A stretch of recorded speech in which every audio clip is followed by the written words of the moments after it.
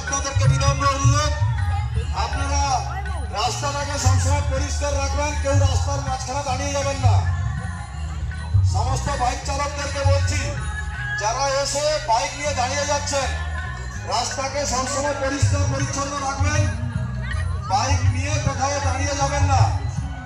সেই সাথে বারবার করে বলছি, মাঠের মধ্যে যেন কোনো বাইক না দাঁড়িয়ে থাকে। যিনারা যিনারা বাইক রেখেছেন ওনাদেরকে বলছি, আপনারা শীঘ্রই বাইকটা মাঠ থেকে সরিয়ে নিন। আর কিছুক্ষণের মধ্যে আমরা পুরস্কার বিতরণী সভা শুরু করব। যারা যারা এ প্রান্ত থেকে আসছেন, আপনারা মাঠের অগ্রতে প্রবেশ করে দিন। আমরা কিছুক্ষণের মধ্যে রাতের পুরস্কার বিতরণ